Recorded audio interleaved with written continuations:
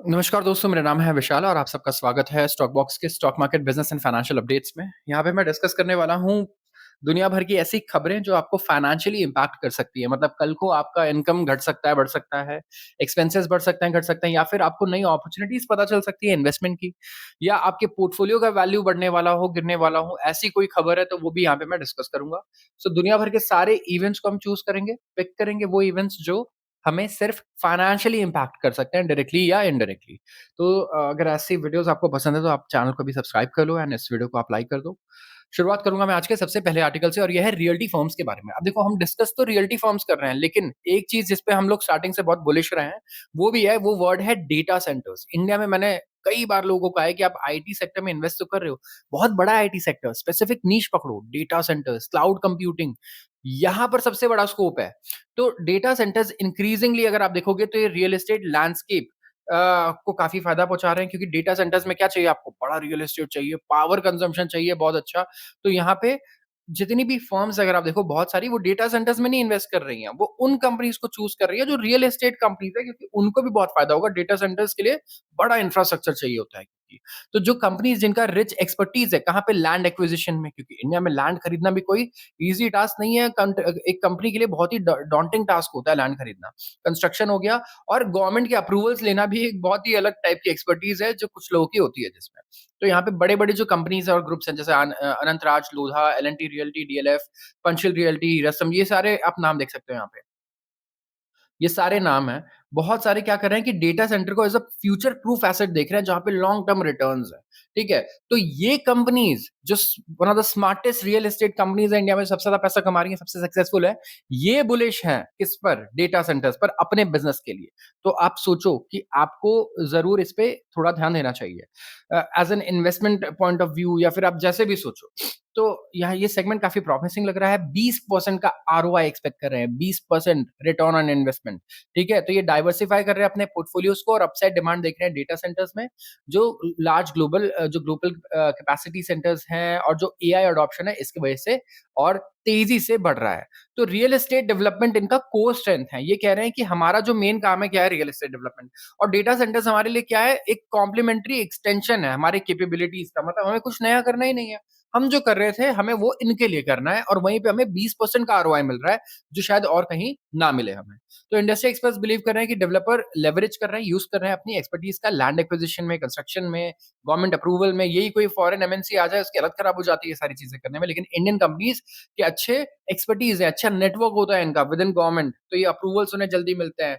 इन्हें land acquisition करना इनके लिए ईज़ी होता है। एक लोकल आदमी लैंड एक्वायर कर पाएगा जल्दी एज़ कम्पेयर टू वो दूसरे स्टेट का हो। तो सोचो जब दूसरे देश का है तो उसके लिए कितना टफ होगा।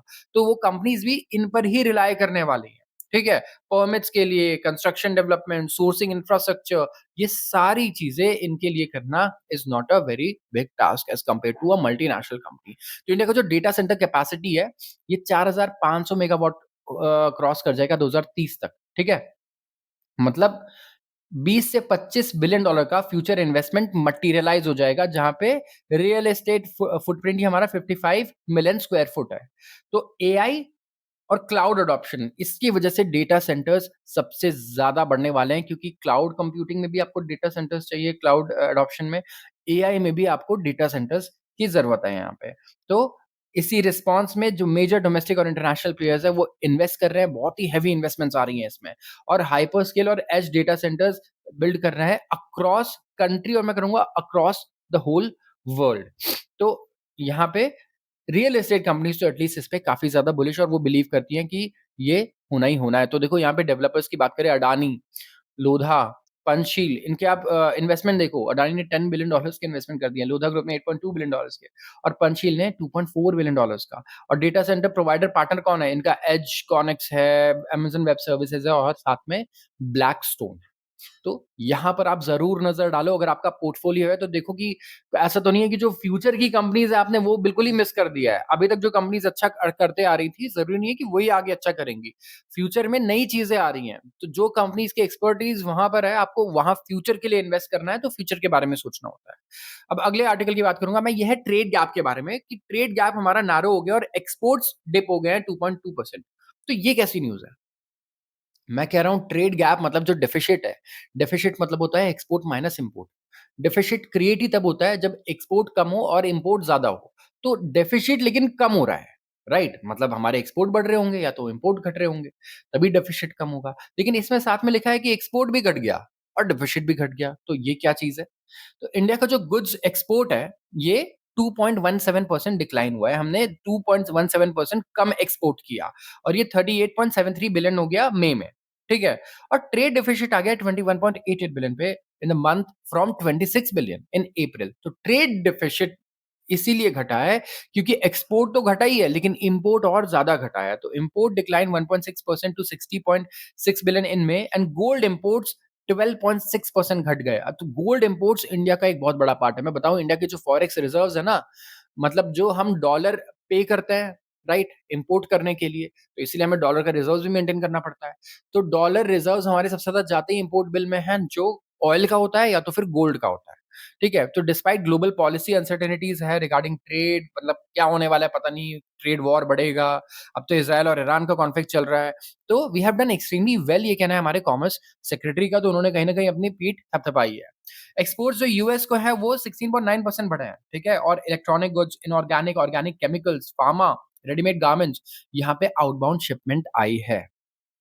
और इंडिया यहाँ पे फ़ोकस करने वाला है 6 की सेक्टर्स पे। तो ये 6 की सेक्टर्स कौन से हैं, ये मैं आपसे पूछूँगा, ये आपको जवाब देना है कमेंट सेक्शन में, क्योंकि जितने इन्वेस्टर्स हैं उन्हें एटलीस्ट पता होना चाहिए कि अगर हम एक्सपोर्ट पे फ़ोकस करें तो हमारे 6 की सेक्टर्स क्या हैं, ताकि हमें ये पता हो कि मेजर ग्रोथ ड्राइवर्स कौन से सेक्टर्स रहने वाले हैं, सबसे ज़्यादा इन्वेस्टमेंट कहाँ पे आने वाला है। और 75% जो हमारा ग्लोबल की इम्पोर्ट है ना, वो ये 6 की सेक्टर से ही आता है। तो India is doing very well, even though WTO ने कुछ ऐसे प्रेडिक्शंस किए थे कि ग्लोबल ट्रेड अच्छा नहीं रहेगा। यूएस की जो नई टैरिफ पॉलिसीज़ हैं, जो कुछ है ही नहीं, बस टैरिफ्स बढ़ाते जाओ, अनसर्टेनिटी क्रिएट करते जाओ, थोड़ा बुलिंग भी है यहाँ पे काफ़ी ज़्यादा। तो इससे ले रिलेटेड आप देखोगे तो जितनी भी खबरें हैं काफ़ी नेगेटिव है, पॉइंट कर रही हैं कि आगे ग्रोथ बहुत कम होना है, एक्सेप्ट यहाँ पे एक्सेप्शन है इंडिया। इंडिया को यहाँ पे एक्सेप्शन रखना है, which is also a major economy. तो लेटेस्ट ट्रेड फिगर्स कह रहे हैं कि बहुत ही रोबस्ट परफॉर्मेंस रहा है इंडिया का, एंड यहाँ पे सर्विस सेक्टर का हमारा जो सर्विस सेक्टर है, वो एक बफर है against the challenge of muted global demand. अब चाइना और रेयर अर्थ मैग्नेट्स की बात करते हैं तो यहाँ पे डिप्लोमेटिक और कमर्शियल डिस्कशंस चल रहे हैं, और जो एक्सपोर्ट कर्व्स हैं रेयर अर्थ मैग्नेट पे, वो मेनली प्रॉब्लमैटिक किसके लिए है? हमारे ऑटो सेक्टर के लिए है, राइट? एक्स काफ़ी परेशान भी कर रहे हैं हमें, राइट? तो सारे एफर्ट्स लगाए जा रहे हैं कि इंपोर्ट्स इंडिया में आ जाएँ और डिप्लोमैटिक और कमर्शियल कम्युनिकेशन यहाँ पे किया जा रहा है। तो ऑटोमोबाइल इंडस्ट्री ने गवर्नमेंट से हेल्प माँगी है कि अप्रूवल मिल जाए जल्दी, एक्सपेडाइट हो जाए चाइना से अप्रूवल, ताकि इंडिया में हम लोग हमारे ऑटोमोबाइल प्रोडक्शन के टारगेट्स को मीट कर पाएँ। अब जैसे मैं बता दूँ, मारुति की ई विटारा है, ठीक है? अब ई विटारा एक इलेक्ट्रिक व्हीकल है, और उसके लिए अगर आप देखोगे तो इन्हें रिक्वायरमेंट किस चीज़ की पड़ती है, अच्छे खासे रेयर अर्थ मैग्नेट्स की पड़ती है। उन्होंने प्रोडक्शन के टारगेट्स को ही अभी कम कर दिया। जो 2000 अभी 25-26 में इनका प्रोडक्शन होना है, इसके टारगेट्स को कट कर दिया क्योंकि उन्हें पता है इससे अब अनसर्टेनिटी क्रिएट हो गई है, जो रेयर अर्थ एलिमेंट्स के प्रॉब्लम है। टू व्हीलर को और ज़्यादा फ़र्क पड़ने वाला है, जो टू व्हीलर ईवीज़ है। तो उस पर भी आपको ध्यान देना है और सिचुएशन को क्लोज़ली वॉच करना है अगर आपके पास ये स्टॉक्स हैं। ईरान-इज़राइल कॉन्फ्लिक्ट तो सब लोग फ़ॉलो कर रहे हैं इस टाइम पे, and shipping lines, container firms, इनके साथ मीटिंग चल रही है गवर्नमेंट की, और सिचुएशन को ये देख रहे हैं कि कैसे शिपिंग लाइन्स, कंटेनर ऑर्गनाइज़ेशंस और कंसर्न डिपार्टमेंट यहाँ पे सिचुएशन को फेस करेंगे साथ मिलकर। सो एक्सपोर्ट ड्राइवर्स हमारे कौन-कौन से रहे हैं? देखिए 54% ग्रोथ इलेक्ट्रॉनिक्स में है, chemical 16%, drugs and pharma 7.4% and readymade garments 11.4%। तो इलेक्ट्रॉनिक्स एक्सपोर्ट्स इंडिया कहीं न कहीं बहुत तेज़ी से बढ़ा रहा है, और ये एक ऐसा सेक्टर है जहाँ पे फोकस करना बहुत ज़रूरी है इलेक्ट्रॉनिक एक्सपोर्ट्स पर। India wants US word no more tariff post BTA. अभी इस आर्टिकल में इंडिया के बारे में बस ये लिखा है कि इंडिया एश्योरेंस चाहता है कि जो बायलैटरल ट्रीटी हम साइन करेंगे ना अभी, कि कितना टैक्स लगना है, कितना टैरिफ लगना है एक-दूसरे पे, हम ये नहीं चाहते कि ये तो आप फाइनलाइज़ कर लो और इसके बाद फिर और नए टैरिफ्स भी लगा दो, ठीक है? तो यहाँ पे इंडिया ने काफ़ी सारे कंसेशंस माँगे हैं इनसे, जैसे कि लेबर इंटेंसिव हमारे जो सेक्टर है, लेदर, टेक्सटाइल, यहाँ पे कंसेशंस चाहिए। एंड हमने सारी चीज़ें टेबल पे रख दी है। तो ट्रेड एग्रीमेंट्स टिपिकली इंक्लूड करते हैं जहाँ पे आप रीनेगोशिएट करते हो चीज़ों को, जो पुरानी चीज़ें हैं। कॉम्पेंसेशन माँगते हो पार्टनर से, अफेक्टिंग टैरिफ इंक्रीज़। तो इंडिया यहाँ पे इस तरीके का मैकेनिज़्म लाइकली प्रोवाइड करेगा, ठीक है? एंड यहाँ पे डोनाल्ड ट्रम्प ने 26% का रेसिप्रोकल टैरिफ लगा दिया था on goods import from India as part of its trade devices from all over the world, और ये टैरिफ पॉज कर दिए गए थे लगाने के बाद। इसके बाद फिर 10% का एक फ्लैट टैरिफ इन्होंने सब पर लगा दिया। तो इंडिया यहाँ पे यही चाहता है कि आप टैरिफ अग्रीमेंट जब करो, जो बीटीए है, बायलैटरल ट्रेड एग्रीमेंट, इसके बाद आप इससे पीछे मत हटो और नए टैरिफ्स अनाउंस मत करो। अगले आर्टिकल की बात करूंगा। इंडिया कंसल्ट कर रहा है world oil map for alternative sources. अब देखो, एक इंपॉर्टेंट चीज चल रही है यहाँ पे, वो है इसराइल और ईरान का कॉन्फ्लिक्ट, और हम कई बार डिस्कस कर चुके हैं कि स्ट्रेट ऑफ हॉर्मूज वहीं पर है जहां पर ईरान सिचुएटेड है, एंड ईरान उसको काफी अच्छे से डिसरप्ट कर सकता है और कंट्रोल कर सकता है। हुतीज वगैरह भी जो रेबल ग्रुप्स हैं, ये भी इस पे काफी सारे कई बार अटैक्स कर देते हैं। तो हमारा अराउंड 20-30% ऑयल जो है वो वहीं से मूव करता है, स्टेट ऑफ हॉर्मूज से। तो इससे प्रॉब्लम आ सकती है, ब्लॉकेड आ सकती है, राइट? तो इंडियन रिफाइनर्स कंसिडर कर रहे हैं कि क्यों ना वेस्ट अफ्रीकन नेशंस को थोड़ा देखा जाए और ढूंढा जाए ऑल्टरनेटिव एनर्जी का सोर्स, ताकि हम एडिशनल फ्यूल सप्लाई अपने लिए रख लें। अगर ईरान अटेम्प्ट करता है कि स्टेट ऑफ हॉर्मूज को ब्लॉक करेगा, जो एक चोक पॉइंट है ग्लोबल ऑयल और गैस ट्रांजिट के लिए, क्योंकि इसराइल के साथ उसके कॉन्फ्लिक्ट्स बढ़ते जा रहे हैं, तो हमारे पास एक बैकअप रहेगा वहां पर, और हमारे पास बफर भी रहेगा। तो 40% इंडिया का जो क्रूड इंपोर्ट है और 54% एलपीजी सप्लाईज है, वो रिस्क में है अगर ये कॉन्फ्लिक्ट की वजह से स्ट्रेट ऑफ हॉर्मूज बंद हो जाता है। तो इंडिया के लिए बहुत बड़ा रिस्क है, हमारे इंडस्ट्री के लिए भी, राइट? एंड ये जो नैरो पैसेज है, ये ईरान और ओमान के बीच में है, और 30% ग्लोबल ऑयल ट्रेड, जैसा कि हमने कहा, यहीं से जाता है, और 20% एलएनजी शिपमेंट्स दुनिया के यहीं से जाते हैं। तो इंडियन रिफाइनर्स के एग्जीक्यूटिव्स और गैस कंपनीज के बिलीव करते हैं कि ईरान ऐसा करने वाला है नहीं। हिस्टोरिकली अगर आप देखोगे, ऐसा किया नहीं है इन्होंने। तो यहाँ पे अगर ऐसा किया इन्होंने, तो फिर देखो हमारे क्रूड ऑयल के दाम तो पता नहीं लगता है $100 तुरंत पहुंच जाएंगे, बट कहीं ना कहीं उसे एलिनेट कर दिया जाएगा। अब देखो, ईरान के सपोर्टर्स कौन कौन से हैं? मिडल ईस्टर्न कंट्रीज है, राइट, जो ईरान को सपोर्ट कर रही है, वर्बली सपोर्ट कर रही हूँ, और वो भी ऑयल प्रोड्यूस करती हैं और ऑयल बेचती हैं। तो लेट्स से मेरी किसी से लड़ाई हो रही है और मेरे 5 दोस्त हैं, उन सबका बिजनेस है, उनके प्रोडक्ट्स ना मेरे स्टेट ऑफ हॉर्मूज से ही जाते हैं, और लड़ाई के वक्त मैंने वही ब्लॉक कर दिया, तो जो लोग मुझे सपोर्ट कर रहे हैं, मैं उनका भी लॉस कर दूंगा। तो क्या ये ईरान के सेल्फ इंटरेस्ट में है कि वो अपने फ्रेंड्स के शिपमेंट्स को भी ब्लॉक कर दे, ब्लॉकेड कर दे वहां पे? नहीं। एंड दैट इज वाई ये सिचुएशन को कहा जा रहा है कि नहीं, ऐसा नहीं होगा। बट कुछ ऐसे ग्रुप्स हैं जो इंडिपेंडेंट है, होतीज और ये सारे ग्रुप्स जो है, बहुत सारे छोटे छोटे, जो ईरान को सपोर्ट करते हैं, ईरान उन्हें फंड करता है, कहीं वो ऐसी चीजें ना कर दे, ये हो सकता है। तो इसीलिए ये सारी चीजें इंपॉर्टेंट है। साथ में ईरान में अगर लीडरशिप भी खत्म हो जाएगी, तो कुछ रैंडमली डिसीजन लेंगे लोग, राइट? अगर लीडरशिप नहीं है, लेट्स से इजराइल सबको खत्म कर रहा है, तो ये हो सकता है कि विदाउट लीडरशिप, लीडरशिप जो बॉडी है, हाथ कुछ अलग चीजें कर रहा है, पैर अलग चीजें कर रहा है, मतलब पूरे, मैं कहूंगा एक तरीके से डिसकोऑर्डिनेशन हो जाएगा, राइट? अनकोऑर्डिनेशन रहेगा across the country, and independently कोई भी कुछ डिसीजन लेके ऐसी गलतियां कर सकता है, जिसकी वजह से इंडिया का सप्लाई कहीं ना कहीं काफी रिस्क पे है। इसीलिए इंडिया यहाँ पे ये प्रिकॉशनरी मेजर्स ले रहा है, और वेस्ट अफ्रीकन कंट्रीज को यहाँ पे ये यहाँ पे इस टाइम पे मैं कहूँगा एक्सप्लोर कर रहा है। तो 40% इंडिया का क्रूड सप्लाई यहीं से आता है, और हमारा अच्छा खासा एलएनजी भी यहीं से आता है। तो 54% एलएनजी भी यहीं से आता है, तो हमारी डिपेंडेंसी तो बहुत ही ज्यादा है। In savings FDs continue losing ground to riskier stocks and mutual funds. अब इंडियन लोगों की मेंटालिटी बिल्कुल बदल गई है। अगर आप देखोगे, इंडिया क्या कर रहा है, इंडियन लोग ग्रेविटेट कर रहे हैं away from bank deposits. India में लोग अब एफडी में इंटरेस्टेड नहीं है, और पैसे हाई यील्डिंग जगह पे जा रहे हैं, जो थोड़ा रिस्की ज्यादा है, जैसे कि म्यूचुअल फंड्स, ये स्टॉक्स। अगर आप देखोगे तो इसमें अब ज्यादा इन्वेस्टमेंट आ रहा है पिछले 5 साल में, और एफडीज में कम आ रहा है। ठीक है? जो शेयर है हाउस होल्ड्स का, including Hindu undivided families, bank term deposits में गिर के 45.7% आ चुका है, जो पहले 50.454% था। तो 5% का यहाँ डिक्लाइन देखने को मिल रहा है हमें। ठीक है? एंड आरबीआई ने कट किए हैं कि रेपो रेट को भी 115 बेसिस पॉइंट से 1.15 परसेंटेज पॉइंट से between March 2020 and 2022 during Covid pandemic, और फिर बढ़ा दिए थे 225 बेसिस पॉइंट। तो यहाँ पे फिर से हमें रेट कट नजर आया, अभी 50 बेसिस पॉइंट का हुआ है।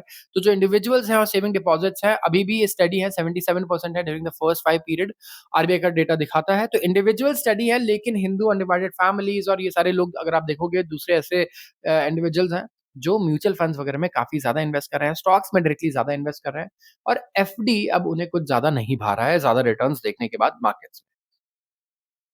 Indian trucks take hydrogen highway to the future. अब इलेक्ट्रिक व्हीकल्स की बात तो हर कोई करता है। डीज़ल, सीएनजी की बात सब लोग कर रहा है। लेकिन हाइड्रोजन आप देखोगे ना तो ज़्यादा डिस्कस नहीं होता, लेकिन मैं बताऊँ इसमें अच्छी खासी प्रोग्रेस आई है, ठीक है? तो अगर आप देखेंगे from the industrial sprawl of Reliance Industries, Jamnagar refineries to frostbitten heights of Leh, traffic choked avenues of New Delhi, एक क्वाइट शिफ्ट देखने को मिल रहा है। बहुत ही चुपचाप ये चीज़ हो रही है, ना न्यूज़पेपर में आता है, ना न्यूज़ पे। इंडिया के कमर्शियल व्हीकल सेक्टर में, और वो है hydrogen powered trucks and buses. तो पहले स्पेकुलेट किया जा रहा था आगे आएगा नहीं आएगा, लेकिन अगर आप देखोगे तो अशोक लेलैंड से लेके टाटा मोटर्स तक ये ज़्यादा दूर नहीं है। इसमें एफर्ट्स अलाइन्ड है गवर्नमेंट के साथ। नेशनल ग्रीन हाइड्रोजन मिशन है हमारा, जिसमें हमने कुछ कमिटमेंट्स किए हैं गवर्नमेंट ने कि वो सेटअप करेंगे इंफ्रास्ट्रक्चर, फ्यूल स्टेशंस बनाएँगे, पेट्रोल पंप्स के साथ पार्टनरशिप करेंगे, ठीक है? एंड पूरा एक इंफ्रास्ट्रक्चर एक्सेस प्रोवाइड करेंगे ताकि हमारे पास hydrogen internal combustion engine trucks आ जाएँ। और ये डेवलप किए जा रहे हैं इन कोलैबोरेशन विद क्या कौन? रिलायंस इंडस्ट्रीज़ सबसे पहले तो। Since करीब 20 of these heavy duties have clocked nearly 2.5 lakh kilometres and rival the efficiency of traditional IC vehicles. तो 2.5 लाख किलोमीटर्स ट्रैवल ऑलरेडी कर चुके हैं 20 हेवी ड्यूटी व्हीकल्स, और ये राइवल कर रहे हैं किसको? हमारी जो आइस व्हीकल्स होती है, मतलब इंटरनल कंबशन इंजन व्हीकल्स होती है, इनको। यहाँ पे एनटीपीसी ग्रीन भी पार्टनर है, hydrogen fuel cell buses provide करेगा ये की लोकेशंस में, दिल्ली में, लद्दाख में। एंड प्रॉपर इंफ्रास्ट्रक्चर प्रोवाइड करने के लिए हमारे जो ऑलरेडी जो मैं कहूँगा ओएमसीज़ है, वो यहाँ पे रेडी हैं। जैसे इंडियन ऑयल हो गया, और हमारे ऑयल मार्केटिंग कंपनीज़ हैं, वो कह रहे हैं हमारे पास पेट्रोल पंप ऑलरेडी है, हम वहाँ पे हाइड्रोजन के लिए भी इंफ्रास्ट्रक्चर प्रोवाइड कर सकते हैं, उनके लिए भी स्पेस क्रिएट कर सकते हैं। एज एन ऑर्गेनाइजेशन इनका कहना है अशोक लैंड का, that we are ready with the technology ready है, एंड कॉस्ट ऑफ हाइड्रोजन अभी भी बहुत ज्यादा है। तो एक अगर आप देखेंगे डिलीवर करेंगे 55 टन का fuel cell vehicle Adani group को माइनिंग एप्लीकेशन के लिए छत्तीसगढ़ में। तो ये इंडस्ट्रियल यूज के लिए स्पेसिफिक लोगों को अभी प्रोवाइड कर रहा है, ठीक है? पायलट प्रोजेक्ट की तरह ही चल रहा है। टाटा मोटर्स भी ट्रायल कर रहा है, तो अभी ये ट्रायल फेज में है, लेकिन इनका मेन गोल क्या है? इसके कॉस्ट को कम करना। जैसे जैसे आप चाहे कुछ भी इन्वेंट कर दो, मैं कह रहा हूँ, लेट्स से ऐसे ही कार बना दूं मैं जो पानी से चलती है, लेकिन उस कार की कीमत 10 करोड़ है। तो क्या वो कोई प्रॉब्लम सॉल्व कर रही है? नहीं कर रही है, राइट? भले ही वो पानी से चल रही हो। तो गोल क्या होना चाहिए कि वो कार 10 लाख की आप बनाओ। तो इनोवेशन जितने भी होते हैं, सबसे पहले तो आप इनोवेट करके एक अच्छा प्रोडक्ट बनाते हो, और उसके बाद उसके कॉस्ट और एफिशिएंसी पे काम करते हो। हमेशा ये प्रोग्रेस रहती है, और इस टाइम पे हाइड्रोजन में भी यही प्रोग्रेस है। तो हम हाइड्रोजन में गोल क्या चल रहा है? जो इलेक्ट्रिक में था, सोलर पैनल पहले से 20 साल पहले से 98% ज़्यादा सस्ते हो गए हैं। तो 90 मतलब 20 साल पहले उन्होंने एक अच्छा पैनल बना लिया था, लेकिन उसके बाद से पूरा इनोवेशन हो रहा है एफिशिएंसी को बढ़ाने पे, आउटपुट को बढ़ाने पे, और कॉस्ट को लगातार कम करने पे, तभी 98% प्राइस इनके घटे हैं, ठीक है? तो यही चीज़ हमें हाइड्रोजन में भी देखने को मिल रही है, और ईवी के अगेंस्ट काफ़ी सारे बेनिफिट्स हैं हाइड्रोजन में, ठीक है? तो कहीं न कहीं जब ये आएगा तो हमें लगता है ये ईवी मार्केट को डिसरप्ट कर सकता है। तो ईवी अभी पेट्रोल को डिसरप्ट नहीं कर पाया, और डीज़ल को, उससे पहले हो सकता है ईवी ही डिसरप्ट हो जाए हाइड्रोजन से। सो आज के लिए बस इतना ही। अगर आपको वीडियो अच्छी लगी हो तो आप प्लीज़ चैनल को सब्सक्राइब कर लीजिए एंड वीडियो को लाइक कर लीजिए। थैंक्स।